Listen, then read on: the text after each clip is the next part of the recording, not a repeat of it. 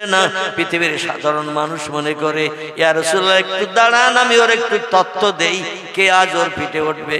জিবরিল বলছে আইয়ুহাল বুরাক, এ জান্নাতের পশু, তুমি কি জানো আজ তোমার পিঠে কে চাপবে? বুরাক বলছে লা ইয়া কি জিবরিল, রাতের বেলা জান্নাত থেকে পৃথিবীর জমিনে এনেছেন, একটা ঘরের সামনে আমাদের দাঁড় করিয়ে রেখেছেন, তারপর একজন ব্যক্তিকে ঘুম ভাঙিয়ে টেনে তুলে আপনি আমার পিঠে উঠতে বলছেন। আমি আল্লাহর জান্নাতের নামি দামি পশু, আমার নাম বুরাক, আমার সম্মান কত, মর্যাদা কত, দাম কত, আর একটা মানুষ উঠবে আমার পিঠে। মানুষ তো সব পৃথিবীতে আল্লাহর হুকুমের খেলাফ করে, আল্লাহর ইবাদত বন্দেগী করে না, আল্লাহর হুকুমের মান্যতা দেয় না, আর সেই মানুষ আমার পিঠে উঠবে, আমি এটা পছন্দ করি না, যাতে আমার পিঠের মর্যাদা নষ্ট হয়ে যাক, তাই আমি পাছা ঘুরিয়ে ঘুরিয়ে নিয়ে যাচ্ছি।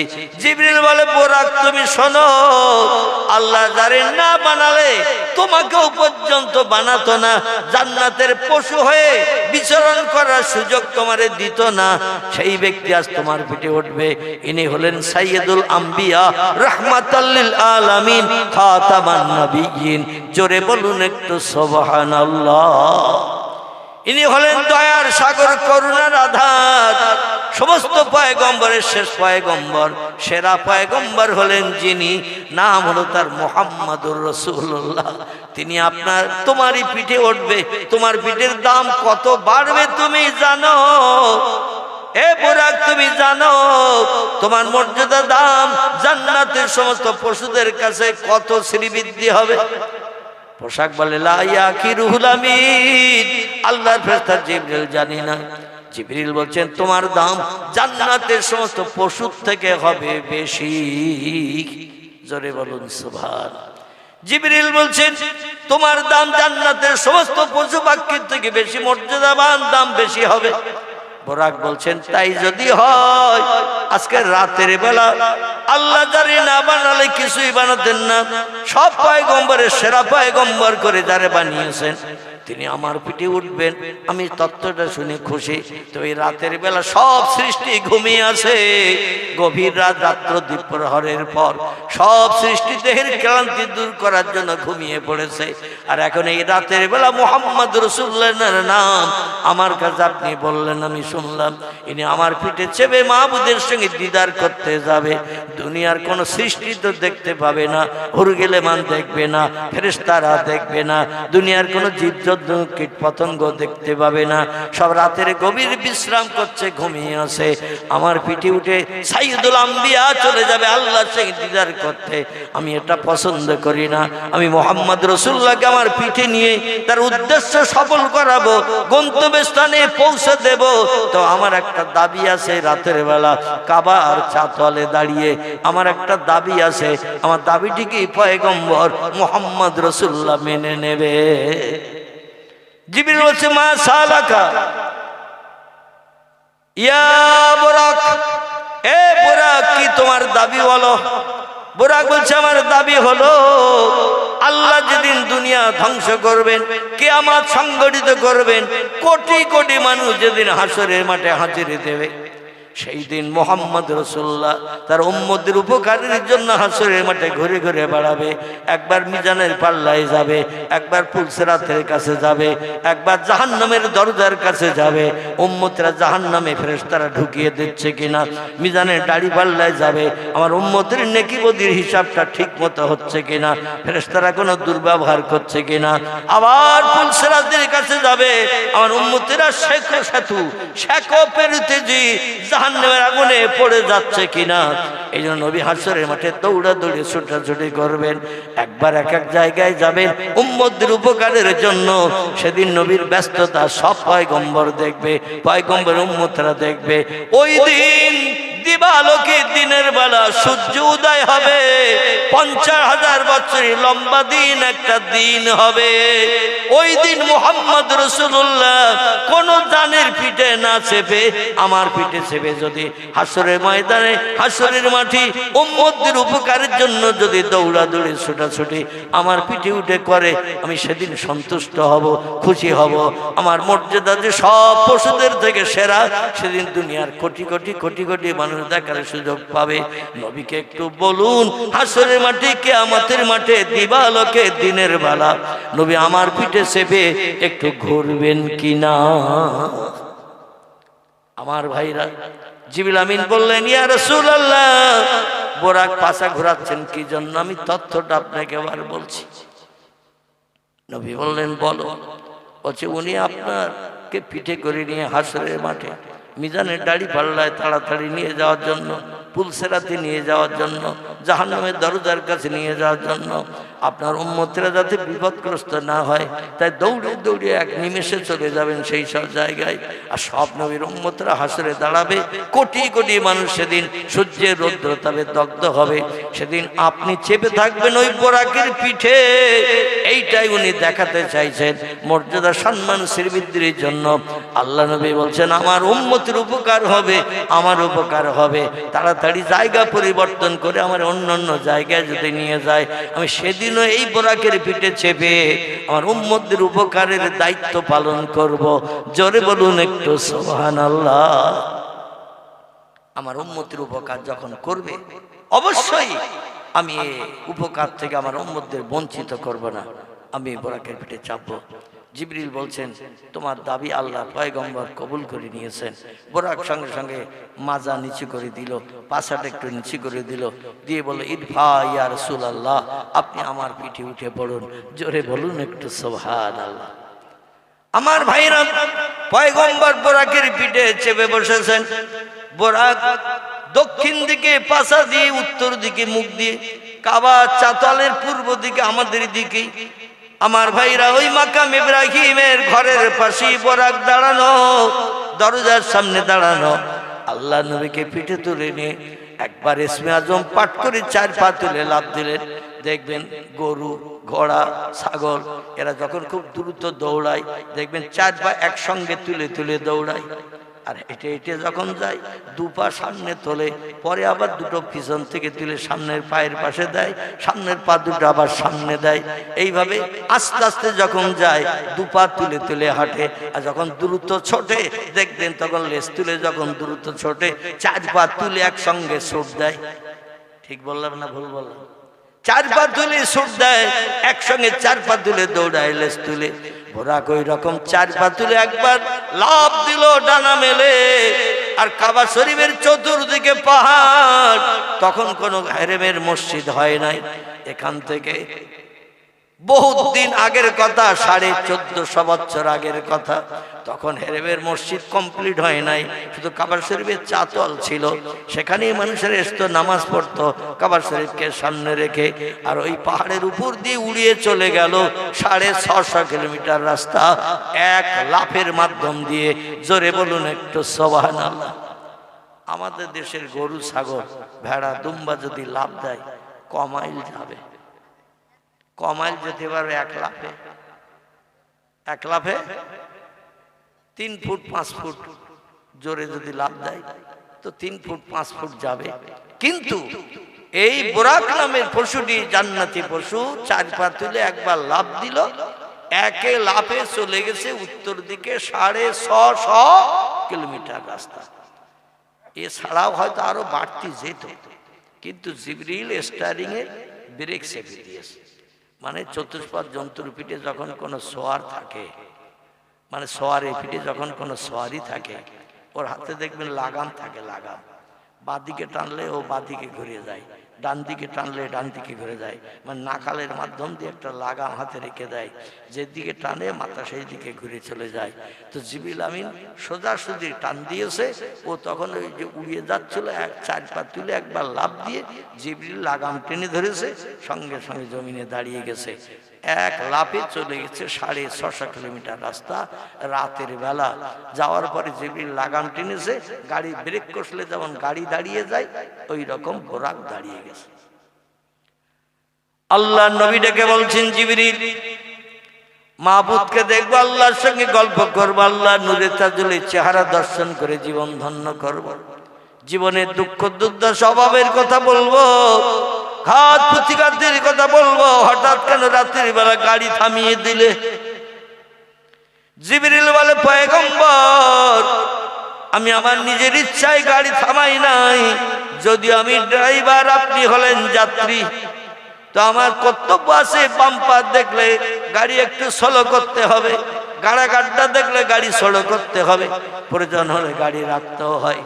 এই জন্য আল্লাহর কিছু নির্দেশ আছে পৃথিবীতে, নির্দেশগুলো বাস্তবে রূপদান করতে যে আমাকে এখানে গাড়ি রাখতে হয়েছে, অন্যথায় একটা না আপনারে মাহবুদের দরবারে নিয়ে যেতাম। জোরে বলুন একটু সুবহানাল্লাহ।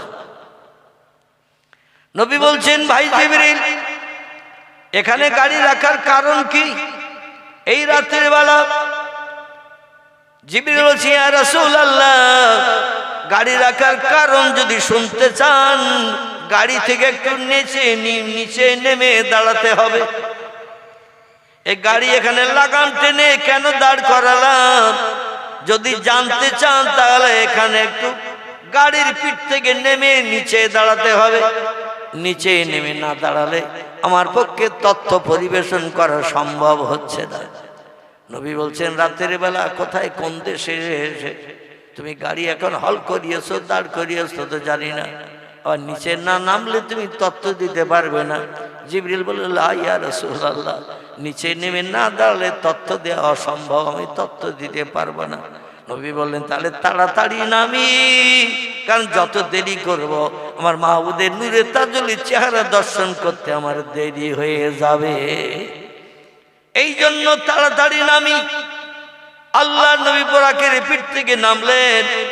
যেই নিচে নেমে দাঁড়িয়েছেন পয়গম্বরকে জিবরিল আমিন বলছি, ইয়া রাসূলুল্লাহ, আপনি এই যে জমিনে নেমে দাঁড়িয়েছেন, জায়গাটা কোন জায়গা কি চেনেন? আল্লাহ নবী বলছেন, একে তো রাতের বেলা, আধার অন্ধকার গভীর রাত, তারপর কোন দেশে এনে আপনি আমাকে রকেটে করে এনে নামিয়েছেন, আমি কি করে বলবো রাতের বেলা? আমার তো চেনা জানা কোনো রাস্তা নয়। জিবরিল বলছেন, পয়গম্বর, আপনি নেমে দাঁড়িয়েছেন যে জায়গাটা কোন জায়গা আপনারে বলে দিই। এই দেশটির নাম হলো ইয়াসরিব।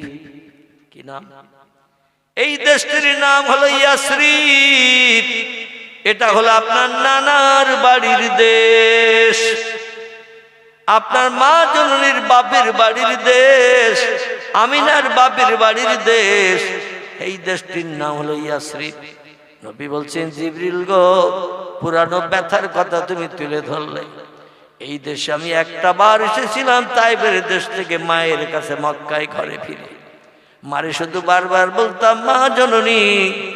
কত ব্যক্তিরা তাদের ছেলেদের কোলে তুলে নেয়, গালে চুমা দেয়, পকেট থেকে খরমা খেজুর খাবার বার করে খাওয়িয়ে চিবিয়ে গালে দিয়ে দেয়, দিয়ে আবার তাদের পিতারা নিজেদের কাজে চলে যায়। বাচ্চারা তাদের হাতের খরমা খেজুর খাবার মিষ্টি নিয়ে খায় আর আনন্দ করে। ও মা জননী, আমার আব্বা আজ পর্যন্ত একটা দিন আমার সঙ্গে তাইফে দেখাও করতে গেল না, মক্কায় ফিরে আসার পরও আমার সঙ্গে দেখা করলো না। আমার আব্বা আইনা তাজাহাব কোথায় গিয়েছে একটু বলো। মামিনা বলছেন, বাবা, তোমার আব্বা সংসার নির্বাহের জন্য ব্যবসা করতে গিয়েছিল সিরিয়ার দেশে। নবী বলছেন, সব ব্যবসায়ীরা তো ব্যবসা করে টাকা পয়সা আয় করে ঘরে ফেরে, আমার আব্বা কি ঘরে ফেরে না? বলে, তোমার আব্বা একটু টাকার মায়া মহব্বত বেশি, বেশি বেশি আয় করার জন্য বিদেশে থাকে, বাড়ি আসে না। নবী বলছেন, সব ছেলেরা বাবার কোলে ওঠে, জীবনের দুঃখ দুর্দশা স্বভাব নিবারণ করে, তুষের আগুন নিবারণ করে। আমার জীবনে তুষের আগুন নিবারণ হলো না। এই জন্য আমি বাপকে যদি আমাদের দেশে ফিরে না আসে, আমি নিজে চলে যাব বাপের সঙ্গে, যে দেশে ব্যবসা করতে গেছে।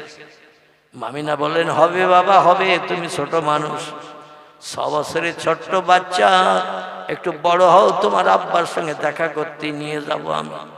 2 দিন 5 দিন 10 দিন যায়, আবার পয়গম্বর বাচ্চা ছেলে মেয়েদের নিয়ে পাহাড়ি এলাকায় যখন খেলা করে, হঠাৎ তাদের আপনজনেরা এসে যখন কোলে তুলে নেয়, চুমা দেয়, পকেট থেকে খাবার বার করে দেয়, নবী দাঁড়িয়ে দাঁড়িয়ে ফাল ফাল করে তাকিয়ে তাকিয়ে দেখে, বলে আহারে আমার কত বন্ধুদের পিতা আসছে, চাচা আসছে, আপনজন আসছে, কোলে তুলে নেয়, খাবার দেয়, গালে চুমা দেয়, কপালে চুমা দেয়। আহারে আমার দুঃখ নিবারণের কেউ নাই। কাঁদতে কাঁদতে দৌড়িয়ে বাড়ি এসে বলে, মা আমার আব্বা টাকার মোহে পড়ে বিদেশে থাকতে পারে, বাড়ি ফিরতে না পারে, আমি মোহাম্মদকে জ্বালা সহ্য করতে পারি না, আমার নিয়ে চলুন বাবার সঙ্গে সাক্ষাৎ করতে যাব। মামিনা একদিন শ্বশুর আব্বা জান আব্দুল মুত্তালিবের সঙ্গে কথা বলে আলাপ আলোচনা করে বললেন, মোহাম্মদ বড় ব্যস্ত হয়ে পড়েছে, আমারে নিয়ে যেতে চাচ্ছে তার বাবার সঙ্গে সাক্ষাৎ করতে। আব্দুল মুত্তালিব বললেন, মোহাম্মদের বাবা মারা গেছে, তুমি কি তথ্য দিয়েছো? বলে লা ইয়া আবি, আমার স্বামী মারা গেছে, মোহাম্মদের কাছে তথ্য দিই নাই। বলে কেন? বলে তথ্য দিলে মোহাম্মদের মনটা খারাপ হবে, মনে তুষের আগুন জ্বলবে, হৃদয়ে অন্তরে আঘাত লাগবে যে বাবা দুনিয়ায় বেঁচে নাই, আমার আর জীবনে কোলে নেবে না, গালে চুমা দেবে না, কপালে চুমা দেবে না, খরমা খেজুর খাওয়াবে না। এই চিন্তা ভাবনা করে মোহাম্মদ কাঁদবে, চোখের পানি মোচন করা যাবে না।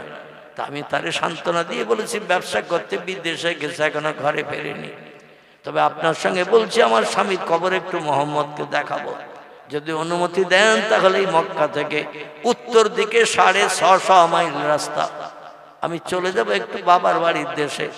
আমার স্বামী আব্দুল্লাহ আবুয়া প্রান্তরে খেজুর বাগানের পাশে কবরস্থ হয়ে আছেন, আমার দেওর ভাসুরদের মাধ্যম দিয়ে আমার স্বামী কবরস্থ হয়ে আছে। বাবার বাড়ি যাব, 2-5 দিন 7 দিন থাকবো, বিশ্রাম নেব, তারপরে ফিরে আসার পথে বাবার কবর দেখিয়ে মনের দুঃখ নিবারণ করি আবার সঙ্গে নিয়ে বাড়ি ফিরব।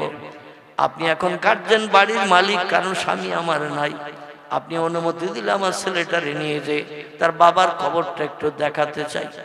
আব্দুল মুত্তালিব বললেন, নাম নাম ইয়া বেনতি, ও কন্যা সমতুল্য পুত্রবধূ, আমি তোমারে বঞ্চিত করব না। স্বামীর কবর কোন নারীর না দেখার ইচ্ছা হয়, এই জন্য তুমি যাও তোমার ছেলেটারে নিয়ে, তবে মরুভূমি রাস্তা, পাহাড়ি এলাকা, তুমি সুন্দরী যুবতী নারী, একটা মাত্র বাচ্চা তোমার হয়েছে, চেহারা সৌন্দর্য নষ্ট হয়নি, তোমার চেহারা সৌন্দর্যে ভাটা পড়েনি, মরুভূমির পথে পাহাড়ি এলাকায় বিপদগ্রস্ত হতে পারো।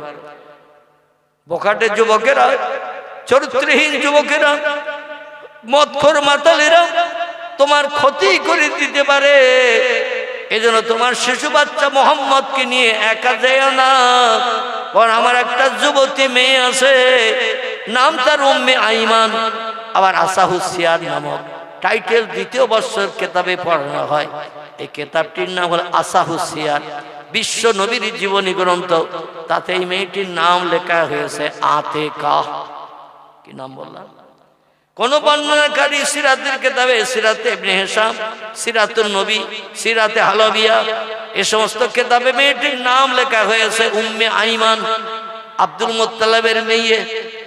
আবার টাইটেল 2য় বর্ষে বিশ্ব নবীর জীবনী গ্রন্থ যে সিরাতের কেতাব পড়ানো হয়, এই কেতাবটির নাম হল আসাহুসিয়ার। এই কেতাবে লেখক লিপিবদ্ধ করেছে নবীজির ওই যে ফুয়া আম্মা ছিলেন, তার নাম ছিল আতেকা। একে সঙ্গে করে নিয়ে মামিনা মক্কার জমিন থেকে পাড়ি দিয়ে চললেন।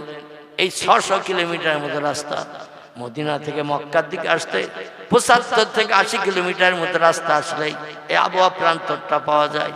বিশ্ব নবীকে নিয়ে সেই কবরের পাশে দাঁড় করিয়ে বলল, ইয়া ইবনি মুহাম্মদ, ও বেটা মুহাম্মদ, তোমার বাবারে দেখার জন্য এত পথ পাড়ি দিয়ে এসেছ, গরম বালির উপরে দৌড়িয়ে দৌড়িয়ে পায়ের তলায় ঠসকা পড়ে গেছে, ঠসকাগুলো আবার গলে যেয়ে দগদগে ঘা হয়ে গেছে, তবু দৌড়ানো তুমি বন্ধ করো নাই। বাপের কোলে উঠবে বলে, বাপের মুখের চুমা খাবে বলে, বাপের মুখে সান্ত্বনা পাবে বলে দৌড়িয়ে দৌড়িয়ে এই পথ পাড়ি দিয়ে এসেছ, তোমার পায়ের তলার ঠসকাগুলো গলে যেয়ে দগদগে ঘা বেরিয়ে গেছে, তাও দৌড়ানো বন্ধ করে নাই।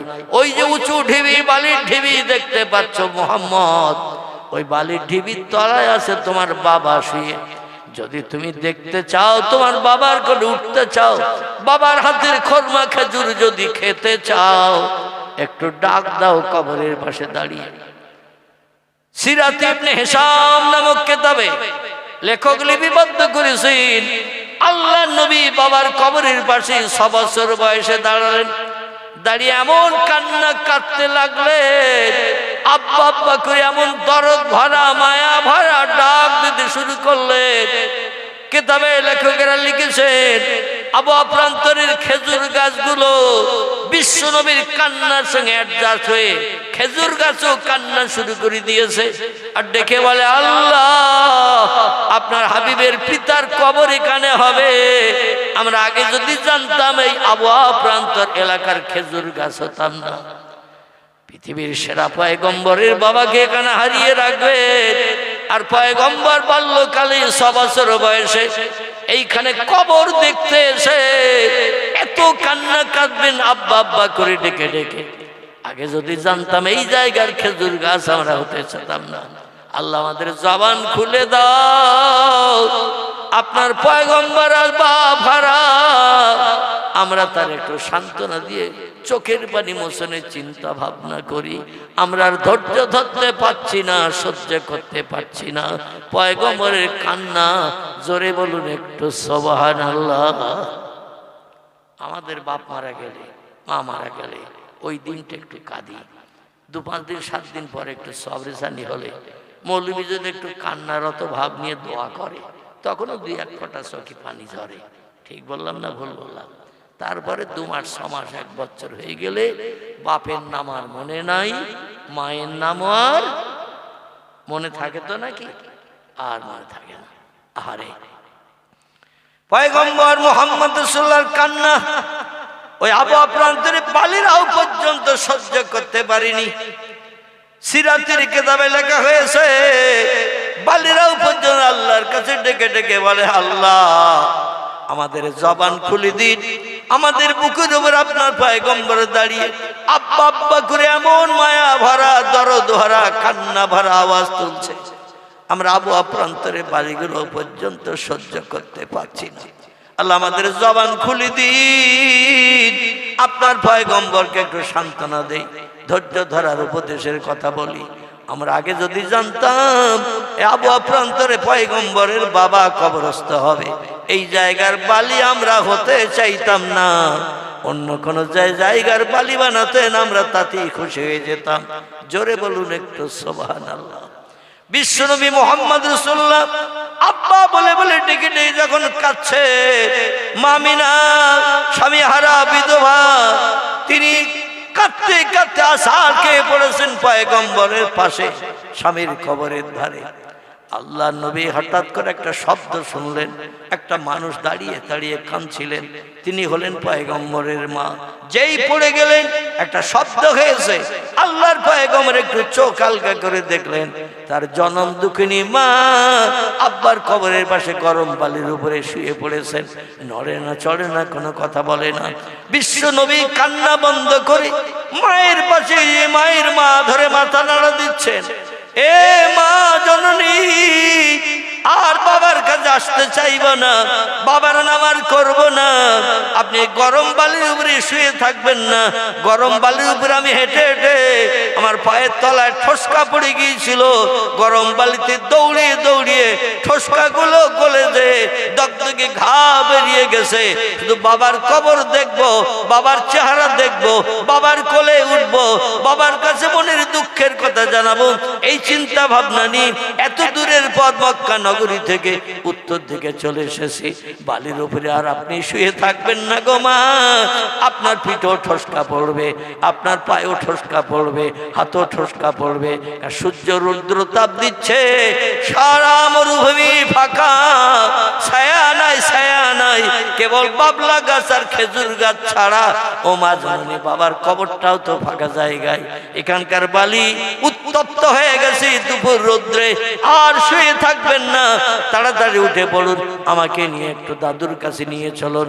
আমি আর আবু প্রান্তরে আপনারে নিয়ে কোনোদিন এইভাবে কষ্ট দিতে আসবো না। বিশ্ব নবী মায়ের মাথা ধরে নাড়া দেয়, আল্লাহ নবীর মায়ের মাথা যেদিকে নাড়া দেয় সেদিকে ঘুরে যায়। বিশ্ব নবী মুহাম্মদ রাসূলুল্লাহ আম্মা আম্মা করে কান্না শুরু করে দিলেন। একদল ব্যবসায়ীরা ব্যবসা করে সিরিয়া থেকে ওই ইয়াসরিবের উপর দিয়ে চলে আসছিলেন মক্কা নগরীর দিকে। আসতে গিয়ে দেখেন একজন নারী উম্মে আইমান কিংবা আতেকা, আরেকজন হলেন নবীজির আম্মা জান, আর মুহাম্মদ রাসূলুল্লাহ মায়ের মাথার পাশে বসে বসে আম্মা আম্মা করে ডাকছেন। আতেকা ডেকে বলছে, মুহাম্মদ আর কান্না করে লাভ নাই, ও মুহাম্মদ আর কান্না করে লাভ নাই, তোমার মা তোমারও বাবার মতো ফাঁকি দিয়ে চলে গেছে। সকলে পড়ুন ইন্না লিল্লাহি ওয়া ইন্না ইলাইহি রাজিউন। মাথা ধরে নাড়া দিচ্ছেন, হাত ধরে টানছেন। মা যখন আর ডাক শুনছে না, বিশ্ব নবীর ডাকে সাড়া দিচ্ছেন না, যুবতী নারী উম্মে আইমান মতান্তরে হযরতে আতেকা বুঝতে পারলেন নবীর মাও নবীরে ফাঁকি দিয়ে চলে গেছেন। আর ব্যবসায়ী এসে জিজ্ঞাসাবাদ করছেন, এখানে এই বাচ্চা ছেলেটা কেন কাঁদছে? বলেন আর বাবার কবর দেখতে এসেছিল মক্কা নগরী থেকে, বাবার কবর দেখতে এসে কান্না সহ্য করতে না পেরে ওনার মাও পৃথিবী থেকে ইন্তেকাল করেছেন। ব্যবসায়ী বলল, তাহলে তোমরা এখন যাবে কোথায়? বলে আমরা মক্কা নগরীতে যাব। বলে মক্কা তো এখান থেকে কম বেশি প্রায় 500 কিলোমিটার রাস্তা, এত দূরে তোমরা যাবে কি করে? আর এই যে মারা গেছে নারীটি, এনাকে কি নিয়ে যাবে না কি করবে?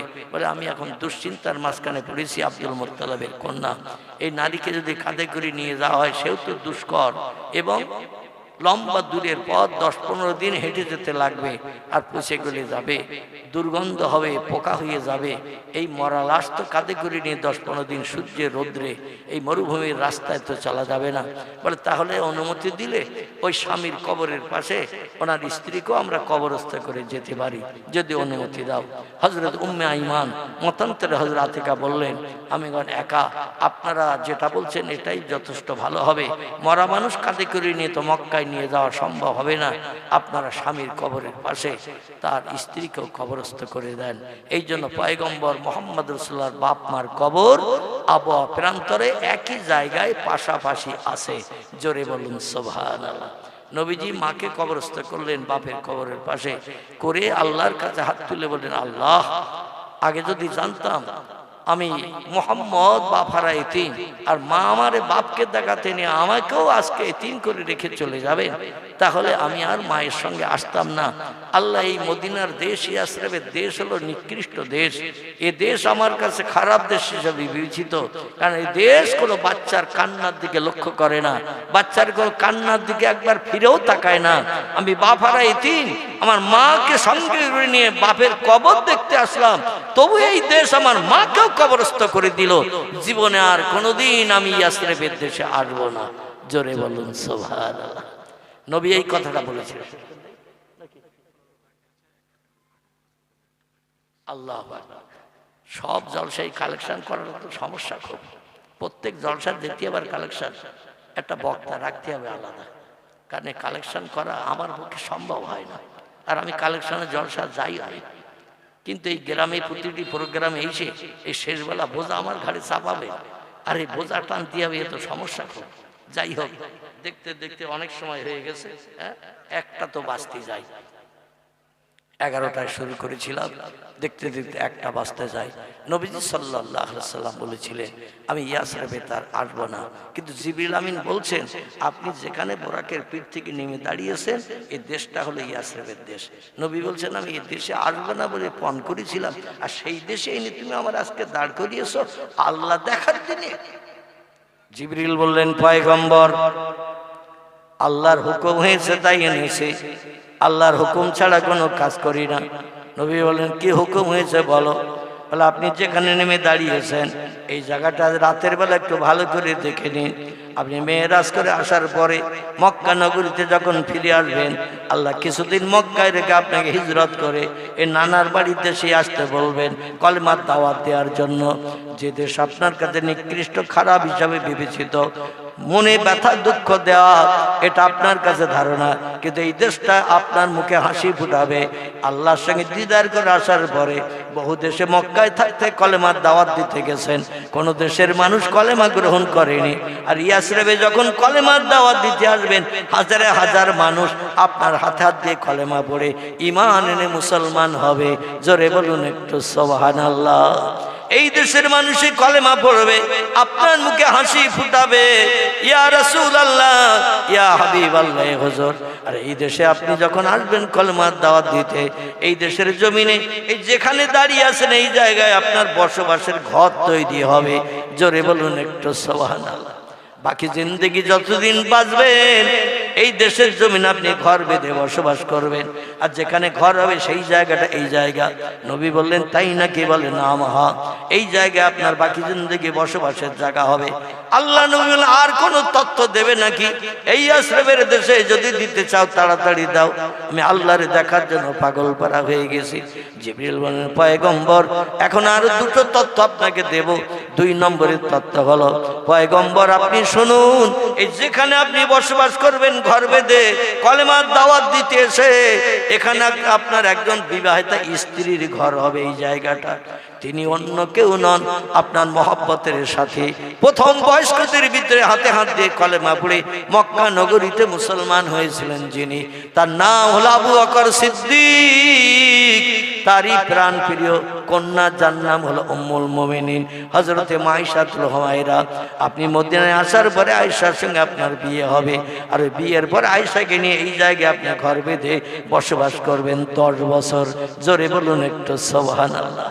ক বছর? 10 বছর এখানে আপনি ঘর বেঁধে বসবাস করবেন, আয়েশাকে নিয়ে সংসার করবেন। নবী বলছেন আর কোন তথ্য দেবে নাকি? জিবরিল বলেন না ইয়া রাসূলুল্লাহ, আল্লাহ আর একটা তথ্য আমারে জানিয়ে দিয়েছেন অ্যাডভান্স, যেটা পৃথিবীর কোনো মানুষ জানে না।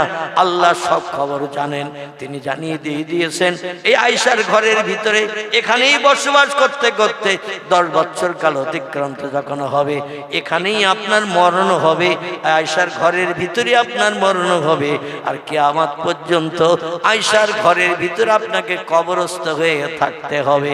জোরে বলুন একটু সুবহানাল্লাহ। আচ্ছা আমরা কেউ বলতে পারবো মরণ আমাদের কোন জায়গায় হবে? আমাদের কবর কোন বাসতলায় কোথায় হবে?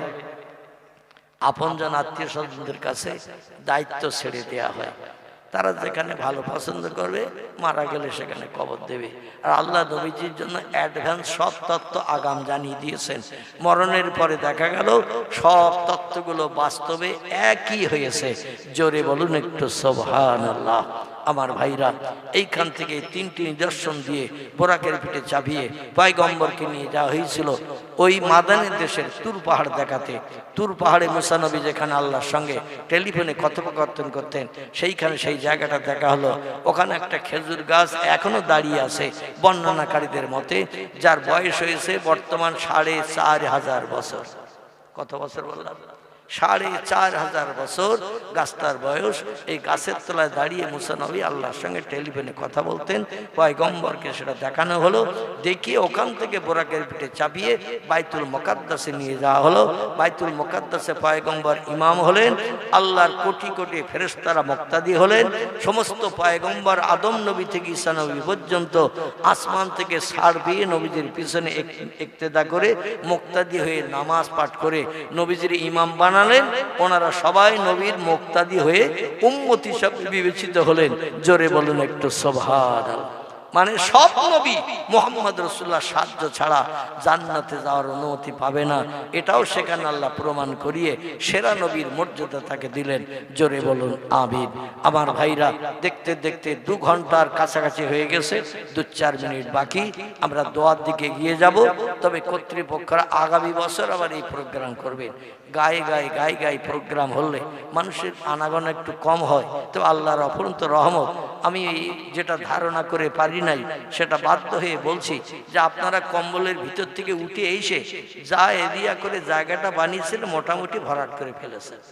আমি নিজেও বিশ্বাস করতে পারিনি যে আজকের এই প্যান্ডেল ভর্তি হবে। এই শীতের রাতে পৌষ মাসে মোটামুটি ভর্তি করে ফেলেছেন। ঘন্টা দিয়ে আলোচনা রাখলাম। আল্লাহ আবার যদি চার চক্ষের মিলন ঘটান, আমি বাইতুল মুকাদ্দাস থেকে পরবর্তী ঘটনাগুলো আবার আলোচনা করতে, আলোকপাত করতে সচেষ্ট হব। এখন এই প্রোগ্রাম যে ছেলেরা অক্লান্ত পরিশ্রম করে, কষ্ট করে, মেহনত করে তারা এই প্রোগ্রামটা করেছে, আগামী দিন তাদের বাপ মা, দাদা দাদি, আপনজন, আত্মীয় স্বজন বা এই পাড়াটার যত মানুষ কবরস্থ হয়ে আছে সকলের আত্মার কল্যাণের জন্য আগামীতেও এই প্রোগ্রাম করে দুখানা হাত আল্লাহর দরবারে উঠানোর চিন্তা ভাবনা নিয়েছেন। আপনারা তাদের এই চিন্তা ভাবনায় সকলে রাজি না অরাজি?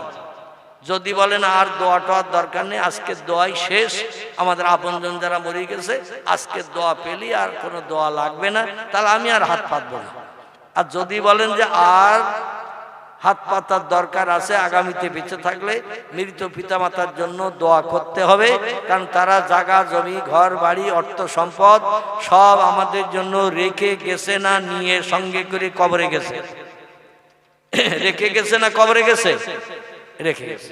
এই জন্য আমরা যতদিন বাঁচবো তাদের জন্য দোকানে হাত উঠাবো।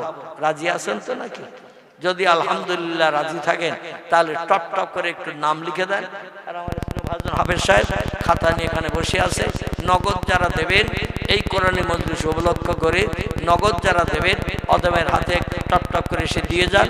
আর যারা নগদ দেবেন না, প্রতিশ্রুতিতে নাম লেখাবেন, একটু টপ টপ করে এসে নাম লিখে দেন। আপনাদের নামগুলো লেখা থাকবে। আল্লাহর দরবারে তাকবীর ধ্বনি দিয়ে আপনাদের সংসার জীবনকে আল্লাহ যাতে সুখের বানান, আপনজনের কবরগুলোকে জান্নাতের বাগান বানিয়ে দেন। একটু টপ টপ টপ টপ করে চলে আসেন। যত দেরি করবেন আসতে, দোয়া করতে দেরি হবে। একজন ভাই প্রথম তিনি রক্ত ঘামানো, ঘাম ঝরানো পয়সা 100 টাকা নগদ দান করেছেন। আমি একটু দানকারীর জন্য আওয়াজ তুলবো, আপনি একটু জোরে আওয়াজ দেবেন। ইবলিস শয়তান যাতে দূর হয়ে অন্তত হরিকাঠির খাল টাল পার হয়ে চলে যায়। কারণ অনেক ব্যক্তি এখন কোরআনী মজলিসে পয়সা দিতে চায় না। ঠিক বললাম না ভুল বললাম? এই মজলিসে অনেক ব্যক্তি হাত লম্বা করতে চায় না। আর চায় না তার কারণ ইবলিস শয়তানের প্ররোচনা, ধোকায় থাকে। এই জন্য শয়তান যাতে দূর হয়ে যায়, আল্লাহর জাহান্নামের আগুনের ভয় হৃদয়ে তৈরি হয়, আল্লাহর রহমতের মায়া আমাদের হৃদয়ে বেশি বেশি যাতে তৈরি হয়। এই জন্য আমি একটু তাকবীর ধ্বনি দেব।